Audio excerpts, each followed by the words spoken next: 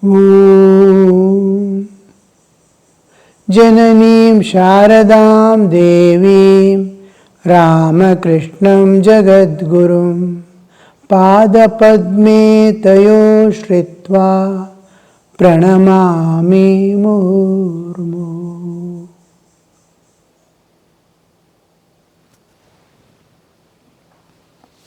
Differentiation between the householders and sannyasis. Both have their own status, their own path to tread, and this is how we move.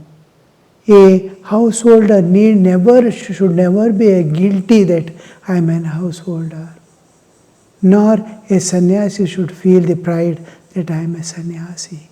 Both are going to realize, one is pravritti marga, one is nivritti marga. Both are margas, provided you live as the natures of law demands. Now, living according to laws of nature has its own laws, and living according to that is called dharma. Living according to the laws of government, the king, is called nyaya. Nyaya and dharma are different. Now, I steal somebody's property, nobody can find out. I have escaped from nyaya. But in one life or other, I have to return with tax to that person from whom I have stolen it. I cannot escape because karmic cycle is there. Law of karma is there of nature. Whatever you do, you have to reap. Action and reactions are equal and opposite. You have to pay. You have to reap what you sow. So here comes the dharma. You can escape nyaya, you cannot escape dharma. You have to pay. So this is the difference between nyaya and dharma. Living according to dharma, that nature, you must be pleasing the nature, be in tune with nature, be in tune with the divine. Then you are going in the path of evolution. If you go against the laws of nature, you are passing through the process of involution. You are getting involved in the creation. You are evolving from the nature and going beyond. This is the difference, involution and evolution. So living according to laws of nature is called, because it's going to evolve, make you evolve, evolution is called dharma, and the process of involution, living against the laws of nature, is called the adharma, getting involved, process of involution we are passing through.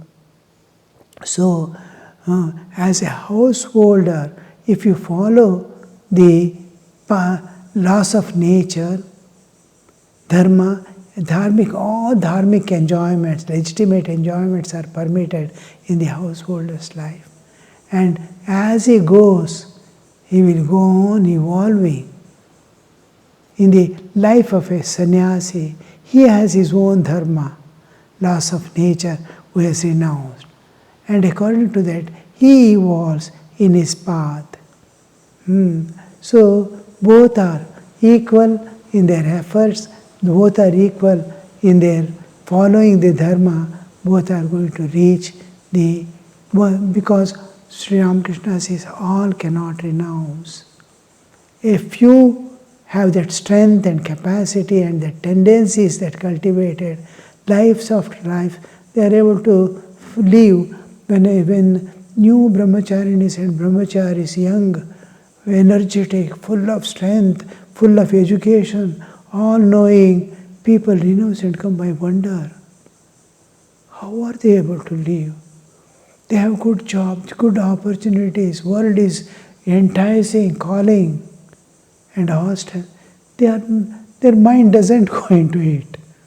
They don't feel like enjoying the world. They feel, oh, what is there in the enjoyments, momentary enjoyments of the world? I want to higher level life. I want to serve this world. Why should I live with one or two children and in a small family struggle to?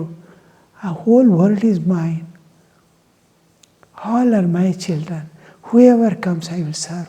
Whoever, just like a mother loves and serves her children. I can, if I am not married, if I am not limited, if I am not bound, I can serve anybody. All are my children.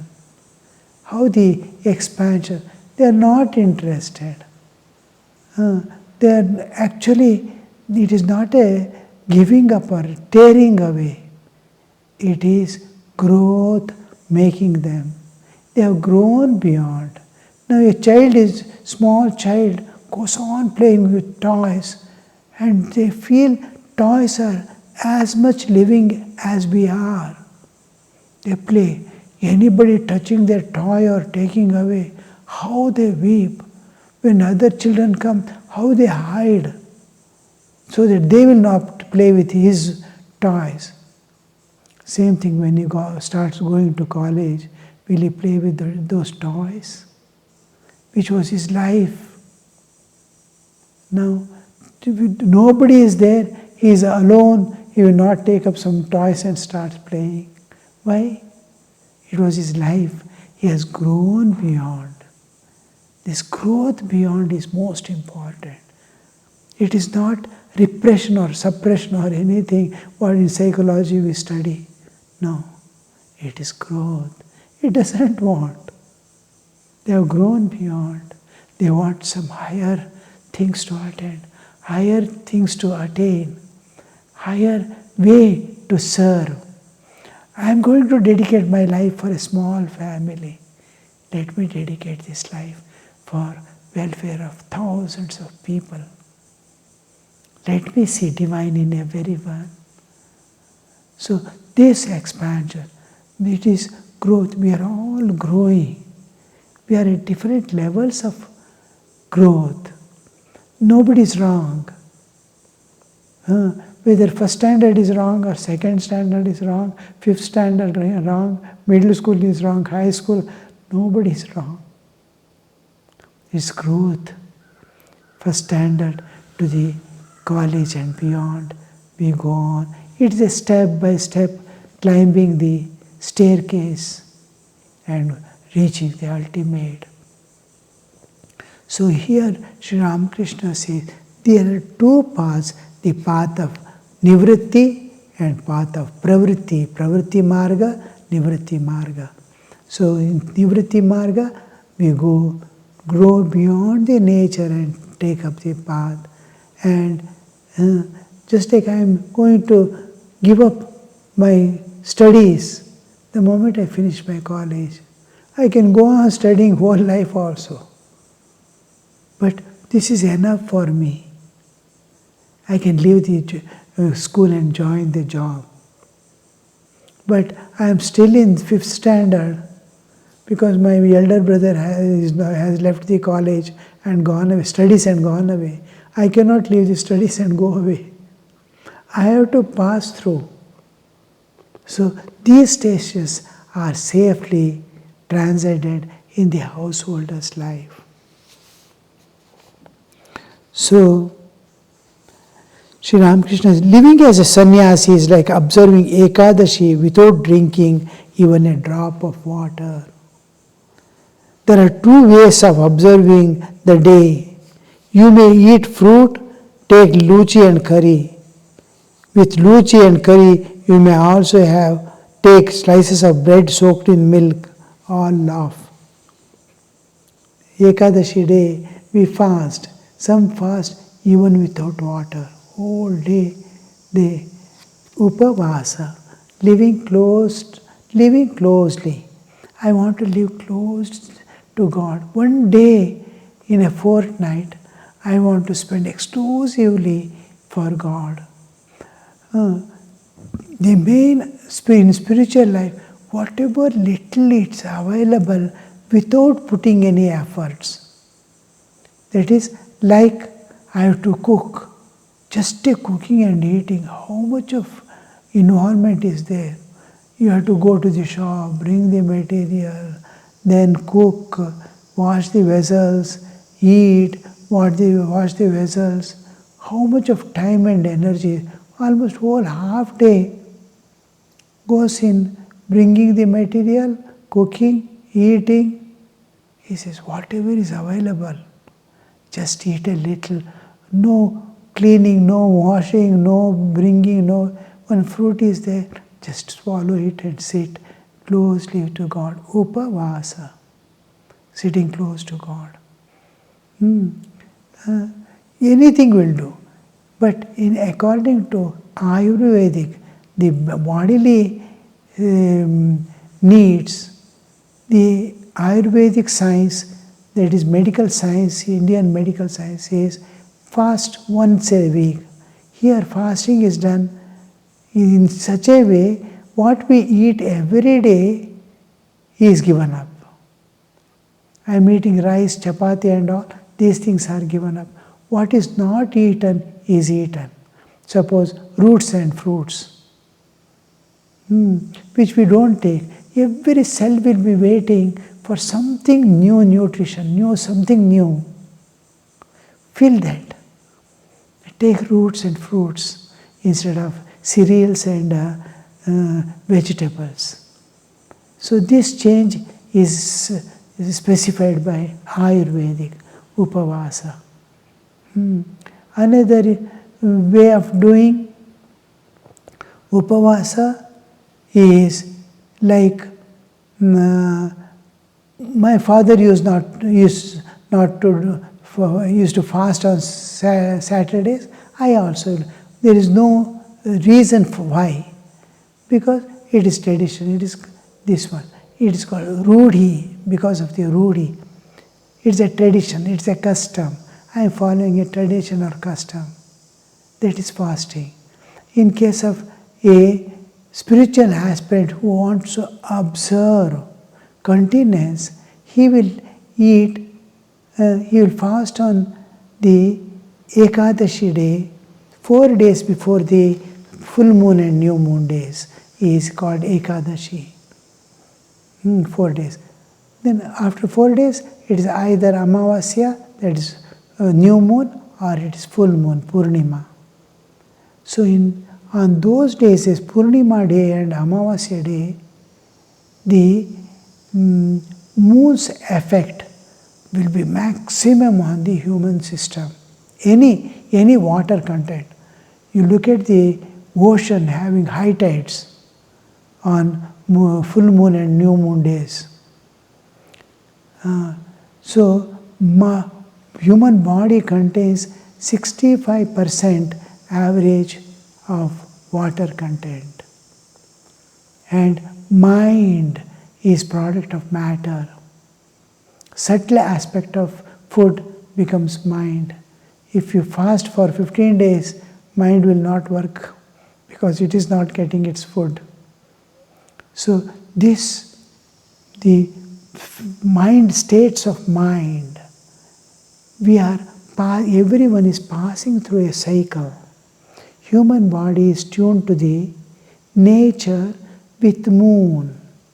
Every woman will have her cycle, 28 days, the movements of moon.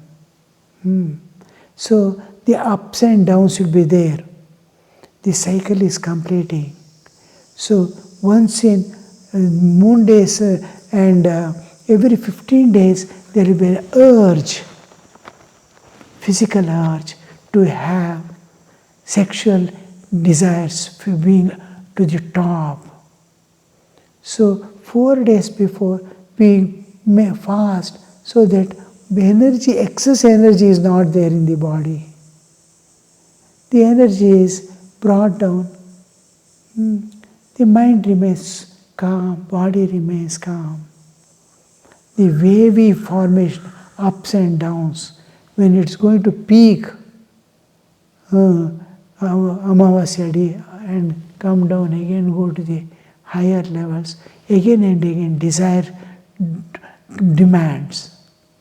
So 14th day they reduce the food to minimum or without taking they spend. So that mental, on Amavasya day and Purnima day, it will be calm and they don't feel the urge to enjoy.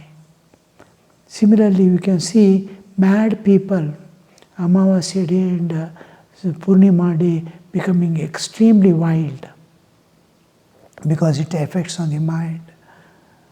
So this calmness is attained through Ekadashi. And some householders, knowingly and unknowingly, will be making lot of mistakes. They'll be going against dharma now and then. Inevitably sometimes a lot of mistakes happen to me. I scold someone who doesn't deserve it because I am not at peace. I take out that on others. All these errors in life they want to compensate by fasting for a day. This is taken as it is like a tapas. Now, for some people, like even householders or even sannyasis, if they make some constantly there is something, I dislike something in my life. I cannot tolerate those things. But nature is governing everything. I cannot question anything. Why is he behaving like that? I have a person whom I have to live with, and his nature is entirely against mine. I start hating, disliking. Now, he cannot be but that because his past is his balance sheet of the past. His nature has developed in that through all the experiences that he passed through. He is that now. He cannot be but anything other than that because his karmas and loads are like that. I cannot blame, but I dislike it. So, where is the error?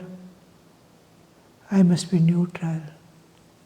To bring that, I am just giving an example, many things which is defect in me, I want to overcome. In spite of all that, can I not love? What do I seek from anybody? I have love. I can give. So that to bring myself to the levels of saints, what I do? Start fasting. Doing penance to get rid of certain tendencies I've developed, likes and dislikes, these things, to get rid of each tendency. So what they do, it's called penance. I've acquired something which is driving me in the same direction. So I want to overcome. What he does, on Purnima day, he will take 16 morsels of food. Next day, moon's face is changing. 1 digit less. So 1 morsel less. Second day, 2 morsels less. He goes on reducing. On Amavasya day, he fasts. Again, next day onwards, he has the moon phases are again increasing. He is going to 1 morsel, 2 morsel, 3 morsel. On 16th day, that is on the Purnima day, he will have a full meal of 16 morsels. So this is one of the pattern of upasa. So these are all pattern of Sri Ramakrishna says, all are eating, you see. Somebody is fasting even without water. So that is sannyasi living as sannyasi is like living as a sannyasi is observing Ekadashi without drinking even a drop of water. Some people will take luchi and all laugh, smiling. Absolute fasting is not possible for you, because to whom he is speaking is a householder. Once I saw Krishna Kishore eating luchi and curry on Ekadashi day. I said to Hridu, I want to observe Krishna Kishore's Ekadashi. All laugh. And so I did one day. I ate my fill. Next day I had to fast. Laughter. The devotees who had gone to Panchavati to visit the Hatha Yogi came back. Master addressing them. A Hatha Yogi had come to Dakshineshwar. Dakshineshwar was a place where any sadhu or a pilgrim who is passing through in those days, 1800, most of the places we have to travel on foot or in a horse carriage or bullock cart. There were no vehicles, there were no proper roads as we have now. The roads are mud roads. They happen by natural walking. It is a path made by walk. So from one village to another village, when I was just a small child, if my father had to come from we would live, I was born and brought up in Bangalore, to go to Kuladevi in Goa, they used to take 5 days of travel. So many miles after miles they have to go on foot. Then a river comes, they go by boat. Then some people will be there to, wherever you go, any house, any person walking, he can enter any house and take his food. Mother, I am a traveler.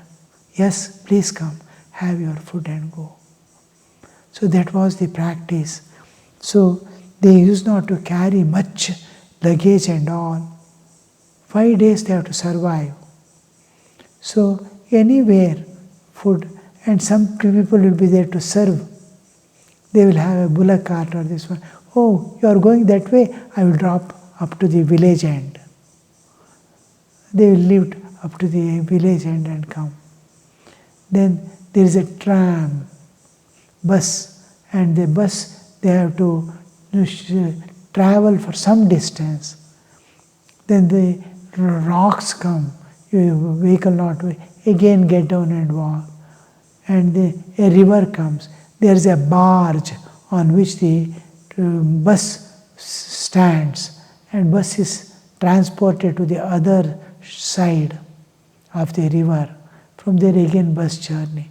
Like that it used to take in 1950s, it used to take 5 days of reaching Goa and 5 days to come back. 2-3 days rest there, just to go to the Kuladevi's temple. So we never knew which was our village for years because of, we never went, we could not go. There were neither trains nor buses, no roads proper. Slowly we got. So like that we grew. So how the path is formed, you see. So the devotees, a Hatha Yogi, and whoever is a traveler, they can have their food, especially the pilgrims. They know where all they get food. And there they drop. From North India, usually they go to Rameshwar. From South India, they have to go to Kashi. So those people are traveling to Puri, Jagannath, from Bengal. They pass through this Dakshineshwar, stay there for a day. So many sadhus they used to pass through, sannyasis, vairagis, Vaishnavas. They all stay there for a night or two, rest, take a little rest, continue the journey. and go on going. So a Hatha Yogi has come there and is staying there for a few days. Food they freely get, they get a place to rest also. So they safely live there. So one Hatha Yoga is a particular way of spiritual life, spiritual path, wherein by controlling the external bodily existence, they insist on body, transcending body through mortification of body, Hatha Yoga. Hatha means importunities. Just like children, they want chocolate or something, they go on pestering. It is called importunity. So this they do on the body, standing whole day and night, standing on one leg, sleeping on nails, sleeping and spending the whole day and night in open space, taking food once in 3 days. These things are then various ways of purification of the body, inner parts and all, mainly concerned with bodily existence. It's called Hatha Yoga. So that Hatha Yogi has come. They think mortification of body will make the spirit awaken. So that he has come. Some of the devotees have gone to see him. Devotees who had gone to Panchavati to visit the Hatha Yogi came back. Master addressing them, well, what do you think of him? I dare say you have measured him with your own tape. Each person has a tape. We sit usually always with a scale. Whomever we see, we will be judging unconsciously. And how do we judge? Through our knowledge and experiences. I see a person in the background of mine. What all I have experienced, in that background, I am going to see a valuation is done by me in my background. Another has his background. Each person is seeing a world of his own. A child is seeing a world. A youth is seeing a world. A old man is seeing the same world. And different versions of the world they possess. A jnani who is enlightened is also seeing the same world. He has his background. He has a view. He has a vision of this. He has a version of this world. Who is correct? Now, when a person sees divine everywhere, one has become many. So that is the last. He sees one. I am there everywhere. Everything is there in me. I am one with everything. I pervade everything with enlightenment, spiritual enlightenment. He knows his self independent of the three bodies. So when he goes to Samadhi and comes back, descends from the Samadhi, he sees the same world as divine. The old world disappears forever. Because his identification was with body was making this world, God visible as world. Now, when he has gone and in Samadhi, when he comes back, no more identification with body. He is himself independent of body. He sees God everywhere. Just like when you wake up from dream, how it will be. The dream has disappeared. When you go to Samadhi and come back, the world we were seeing has disappeared and there is divine everywhere. Everything is just like Sri Ramakrishna says, it's like the whole world is made up of wax. Everything is wax. Om Shanti Shanti Shanti. Hari Om Tat Sat. Shri Ramakrishna Arpanamastu.